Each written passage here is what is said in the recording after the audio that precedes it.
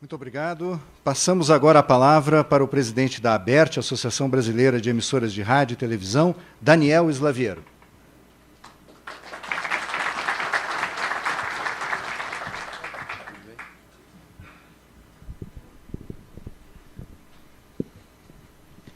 Muito bom dia a todos. Farei só uma breve saudação.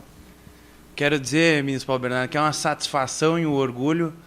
Nós, aqui paranaenses, recebemos o evento da SETSul, como já foi colocado aqui. Tradicionalmente, ele era realizado em Porto Alegre e pela primeira vez está sendo aqui na nossa capital. E eu, professor Pio Martins, fico muito mais feliz e honrado porque, além dessa aqui ser a nossa terra, a minha terra, foi nessa universidade que eu me formei. Então, me surpreendeu de 2001, quando foi o último ano que eu cursei, e agora para 2013, o progresso, a mudança e o desenvolvimento que a Universidade Positivo teve na sua estrutura e assim por diante. Então, eu, como um ex-aluno aqui, fico também muito feliz, muito satisfeito. Eu queria registrar aqui e cumprimentar todos os profissionais, empresários, executivos que vieram dos outros estados de Santa Catarina e no Rio Grande do Sul, na nome do nosso presidente da AGERT, Alexandre Gradê. E saudar todos os paranaenses, meus conterrâneos aqui, na pessoa de dois empresários que nos últimos anos e décadas vêm trabalhando pelo desenvolvimento e pelo fortalecimento do rádio e da televisão aqui no estado, que é o Dr. Guilherme Cunha Pereira e o Dr. Flávio Martinez. E então, em nome de ambos, eu cumprimento e saúdo a todos aqui os participantes, as senhoras e senhores desse evento. Ministro Paulo Bernardo, antes de mais nada, queríamos cumprimentar pela sua gestão aí à frente ao Ministério das Comunicações, num processo de desenvolvimento, de fortalecimento da radiodifusão e também do serviço de telecomunicações e o papel que ambos os setores têm no desenvolvimento da nossa nação. E também registrar, o presidente Olímpio já mencionou, mas como foi um fato muito recente e afeta aqui o trabalho dos senhores, foi a medida provisória 598, que foi sancionada pela presidenta Dilma na semana passada, que trazia um artigo que afetava muito diretamente o nosso dia a dia, que era a questão do loudness, que era a variação injustificada nos intervalos comerciais das emissoras de rádio e televisão. E num esforço, aqui com o secretário Genildo, com o Ministério, nós conseguimos aprovar que essa obrigação ficasse apenas para o digital. Então, queríamos fazer publicamente, ministro, um agradecimento ao senhor, ao Ministério e à presidente Dilma por ter essa sensibilidade. Mas o grande assunto, sem dúvida nenhuma, nosso pela frente, nos próximos meses, é a questão da transição da TV digital. É o assunto que vai ser tratado aqui ao longo do dia e todas as suas interfaces e desdobramentos, como é que a população vai ter acesso ao sinal, a data de desligamento do sinal analógico, e dois pontos que nos afetam muito, que é a questão da canalização e da interferência, e nós da ABERT estamos trabalhando muito fortemente em parceria com a SET para encontrar soluções necessárias. Mas eu queria ressaltar, para concluir essa intervenção, dois pontos que estão sensíveis aqui nesse público, ministro Paulo Bernardo, que é a questão que o senhor herdou ao longo dos últimos anos, o passivo que o Ministério das Comunicações tem em relação às retransmissoras. Nós, todos aqui, estamos acostumados e acompanhando processos que foram protocolados em 2001, 2004 e não foram analisados por diversos motivos.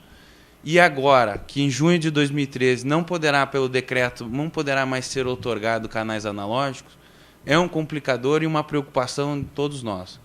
Nós sabemos que o senhor e a sua equipe já estão cientes e têm tomado ao longo dos últimos meses medidas para agilizar o processo de análise desses projetos, mas isso ganha uma dimensão muito maior à medida que a fiscalização da Anatel, aqui com o superintendente Marconi Maia, tem ido atrás das emissoras e lacrado algumas delas por não ter todas as autorizações. Então, isso é um problema muito sensível e muito grave, que nós certamente tem que ser enfrentado, está sendo analisado pelo Genildo, pela Patrícia e por todos, mas que isso afeta também o processo da transição da televisão digital e do switch off.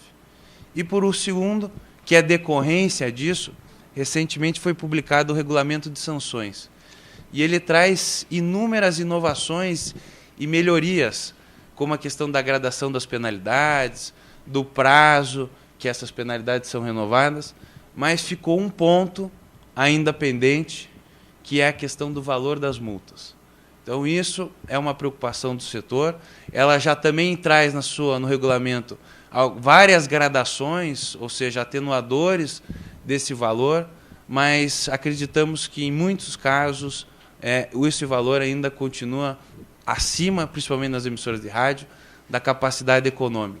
Já levamos esse assunto, ministro, ao secretário Genildo, e ele se mostrou sensível e está estudando a questão para que nos próximos dias e na próxima semana, Marco, nós possamos ter uma saída mais compatível com a realidade.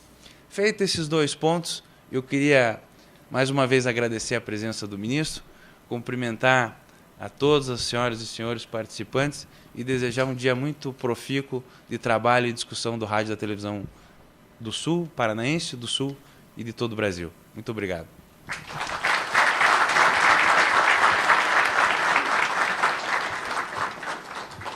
Muito obrigado. Passamos agora a palavra ao ministro Paulo Bernardo.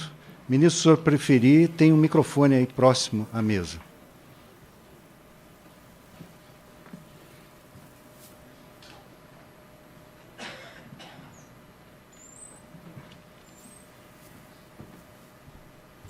Pode pôr aqui em cima.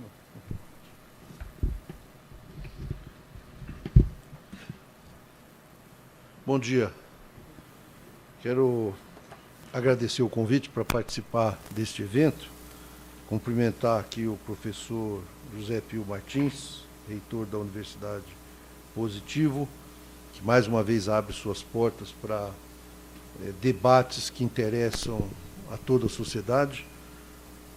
O senhor Olímpio José Franco, presidente da SET, Sociedade de Engenharia de Televisão, o Ivan Miranda, que é diretor da SET Sul e diretor de engenharia da RPC TV, Daniel Slaviero, presidente da ABERT. Quero aproveitar também para cumprimentar o Márcio Vilela, presidente da ERP, o Kaique, presidente do sindicato, o Alexandre Gadré, presidente da AGERT, e também os empresários de radiodifusão aqui presentes. Eu citaria especialmente o Dr. Guilherme Cunha Pereira e o Dr. Flávio Martinez.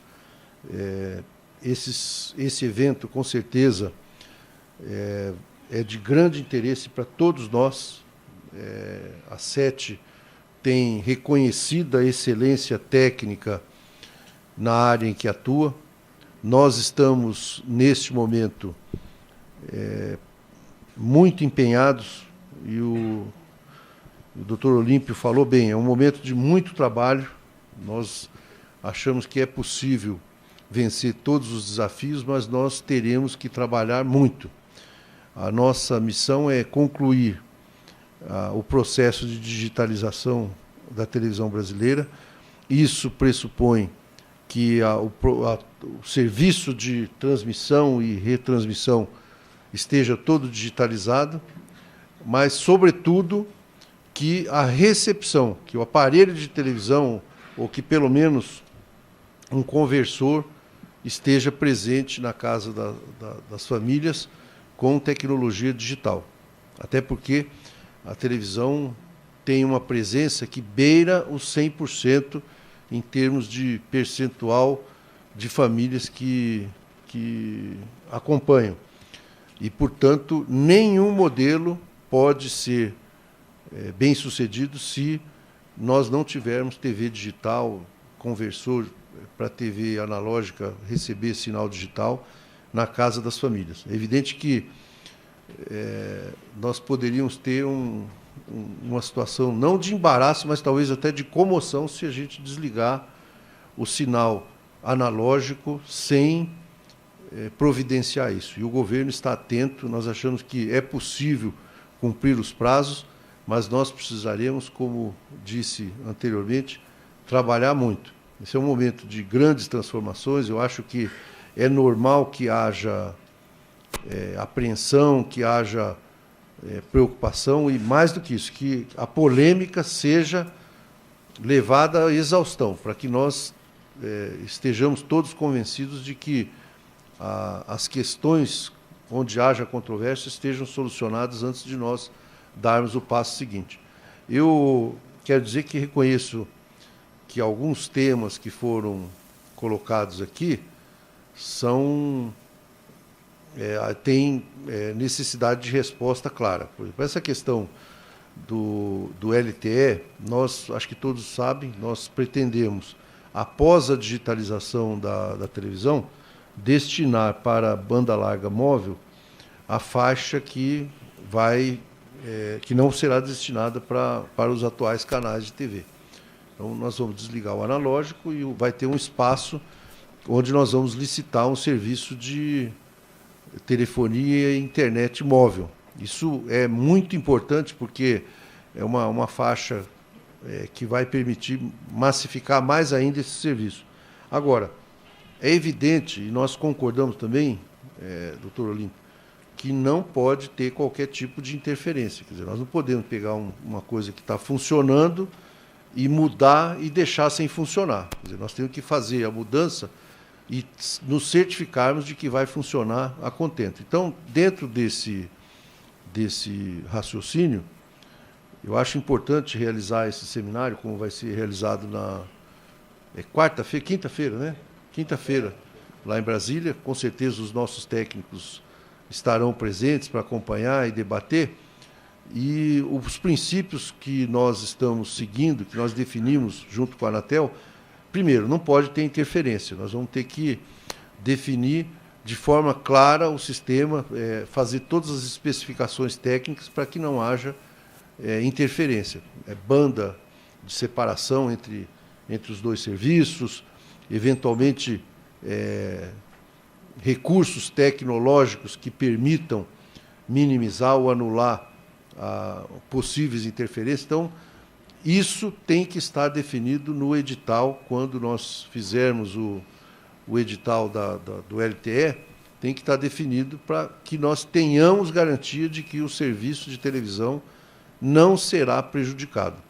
Uma outra coisa que tem nos preocupado, e nós estamos trabalhando muito intensamente junto com o setor, é que nenhuma televisão deixará de ser alocada no espaço destinado à TV digital, as atuais televisões. Portanto, eu ouvi, durante alguns momentos dessa caminhada, pessoas falando, por exemplo, não vai ter espaço, o governo vai colocar as televisões públicas em outra faixa. Não é verdade. Nós vamos colocar todas as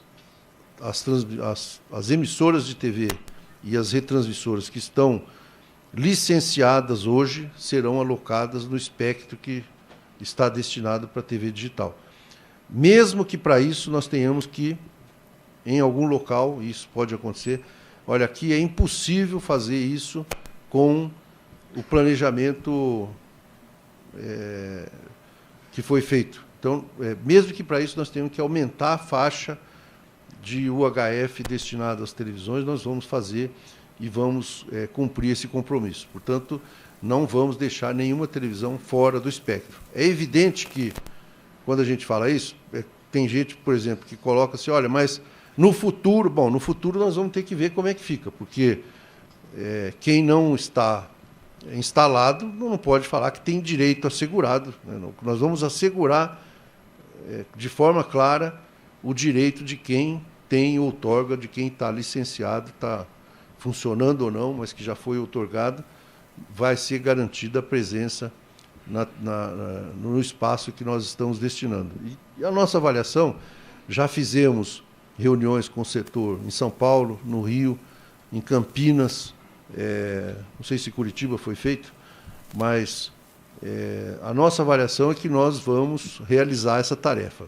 Estamos programando algumas modificações no decreto que prevê a implantação da TV digital e desligamento do sinal analógico para 30 de junho de 2016, uma única data, nós pretendemos flexibilizar e transformar num calendário plurianual. Isso acho que todos nós concordamos que é mais operacionalmente mais simples, mais realizável.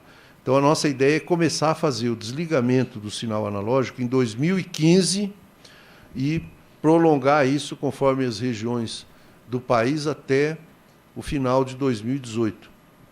Então isso significa um espaço aí de 4 anos. Nós vamos começar antes e vamos terminar depois. Acho que todos entendem as dificuldades que nós teríamos se tivéssemos que fazer num único dia. Para começar, nós teríamos que resolver o problema de ter recepção na casa das pessoas, praticamente tudo num único semestre. Isso poderia demandar um volume de 30, 35 milhões de aparelhos de recepção, né, que provavelmente geraria um estresse enorme sobre a indústria, sobre o comércio, distribuição e uma série de outros fatores.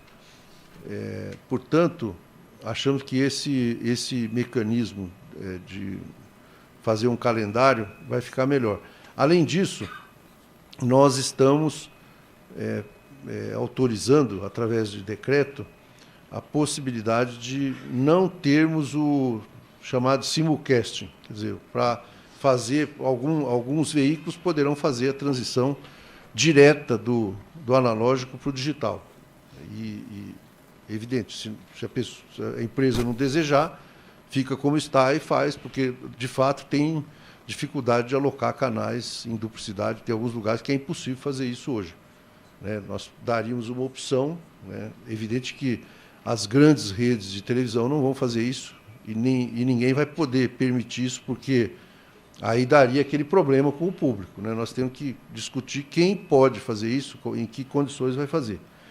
Eu concordo com o Daniel que nós precisamos resolver o problema das retransmissoras. Né? E quero confessar aqui que eu tomei o conhecimento da maior parte desse problema no final do ano passado, né, Genildo? Que quando o Ministério Público em Minas determinou que a Anatel lacrasse algumas retransmissoras porque não tinham licença, não tinham outorga, não estavam regularizadas pelo Ministério nem pela Anatel. E é bem interessante isso, quer dizer, nós ficamos sabendo, e aí, evidentemente, fomos atrás de dimensionar. Em Minas passa de 1.000, já falaram em 1.500, embora como elas não são registradas no Ministério, nós não temos condição de dizer exatamente. Se eu falasse, não, são 1944, bom, então você sabe, porque... Mas nós não sabemos.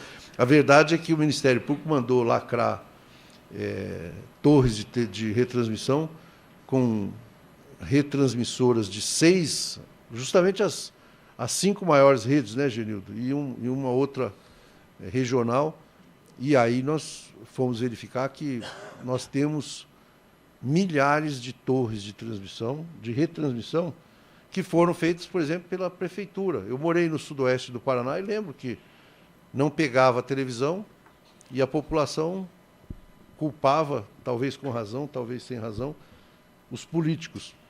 Os políticos podiam não ter culpa nesse caso, mas em outros tinham. Então, eles acabaram reconhecendo que tinham que fazer alguma coisa e, resultado, a prefeitura colocou lá, tinha uma região elevada ali na região e foi colocada uma torre que, salvo mais informação, está funcionando até hoje lá. Talvez tenha trocado os retransmissores, mas está até hoje lá com essa situação e, com certeza, não licenciada, está lá, não registrada no Ministério. Então, nós vamos fazer um trabalho.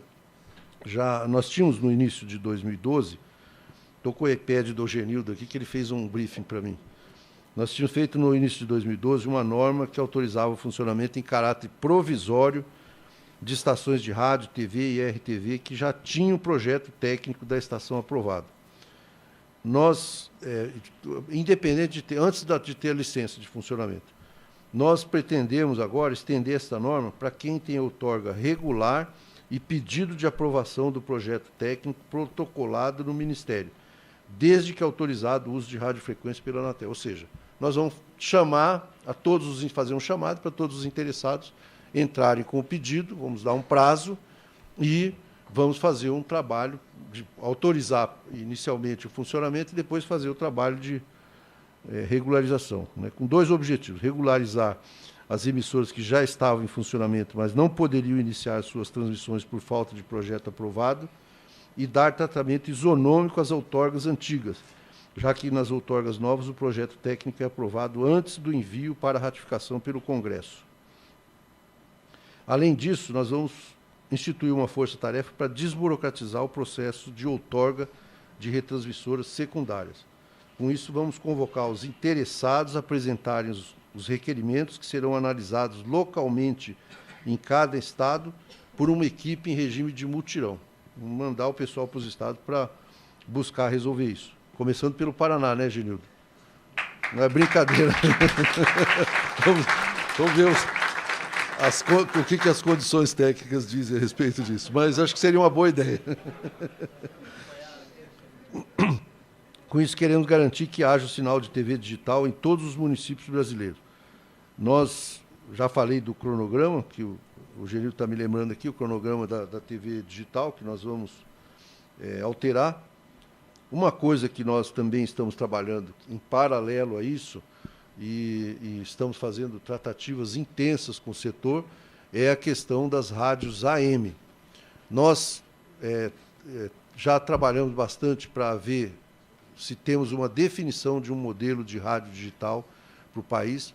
Acho que todos concordamos que não há convencimento, nós não temos um modelo que possa ser imediatamente definido como um modelo para ser implantado no Brasil, mas nós vamos, independente disso, destinar os canais 5 e 6 para as rádios AM. Isso foi uma coisa que nós tratamos com o setor, falei com a presidente da República, conversei com ela, ela inicialmente manifestou dúvida, porque achava que o setor não ia querer isso, não ia aceitar e se sentir prejudicado, mas depois que nós mostramos que, pelo contrário, o setor concorda que isso é uma boa saída, que é uma boa alternativa, nós vamos com isso revitalizar, dar uma nova vida para as rádios AM.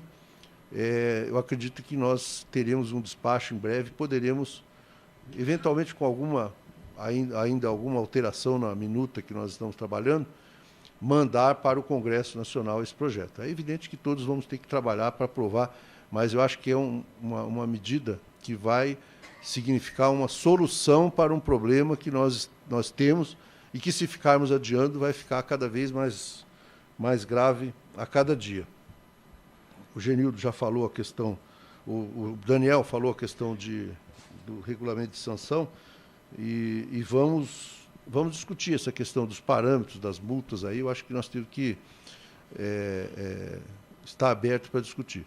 No mais, eu queria dizer que o Ministério está muito atento, ou pelo menos tentamos ficar atentos às grandes modificações e transformações tecnológicas que nós estamos vivendo. Eu tenho dito, e às vezes as pessoas divulgam, quero repetir aqui até para ficar mais preciso, não tenho uma visão precisa, mas eu estou muito convencido que nos próximos anos a internet vai ganhar muito mais força do que já tem, vai continuar concorrendo em espaço com a mídia tradicional. Mais do que isso, uma grande parcela da mídia tradicional vai estar contida na internet. Você hoje pode, com um dispositivo desse aqui, ouvir rádio, ver televisão, pode assinar um serviço de aluguel de vídeos, de filmes, pela internet, sem passar por qualquer rede ou serviço de distribuição de TV por assinatura. E as nossas televisões, os aparelhos de televisão, no ano que vem, 80% dos aparelhos produzidos no Brasil serão conectáveis à internet, ou seja, já vão vir com um dispositivo para conexão à internet. E provavelmente em 2015 vai ser 100%. Isso quer dizer o seguinte, você vai poder usar seu televisor para ver Google Maps, você vai poder entrar no Facebook, você vai poder ler jornal, fazer games online, até para ver televisão. Até para ver televisão. E tem alguns fenômenos que nós não podemos fechar os olhos. Eu tenho falado, o Google, no Brasil hoje, é o segundo maior em recebimento de propaganda, de publicidade. Então, é evidente que esse cenário, nós não temos a receita pronta, não temos nada de proposta concreta, mas é um cenário que deve nos obrigar a fazer uma reflexão permanente e conjunta. É importante nós pensarmos essas coisas. Eu já dei entrevista, estava em Barcelona, e me perguntaram, mas o senhor acha que o Brasil devia fazer como a França, que instituiu lá uma obrigação do Google remunerar os produtores de conteúdo? Eu falei, acho que devia ter uma regulação como essa.